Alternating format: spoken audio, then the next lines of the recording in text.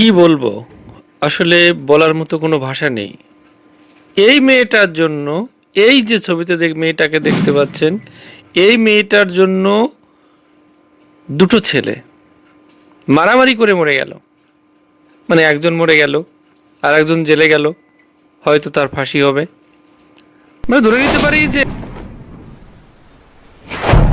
এই মেয়েটার জন্য দুটো ছেলেই মারা গেল। মানে মেয়েটা তো এই না, মানে এর বেশি তো আর না। মানে এই যেমনটা আপনারা দেখতেছেন, এই হচ্ছে বর্তমান বাংলাদেশের ছেলেদের রুচির অবস্থা। মানে অনেকে তো বলেছেন যে এটা রুচির দুর্ভিক্ষ। আমি তো বলছি এটা দুর্ভিক্ষের থেকেও বেশি কিছু।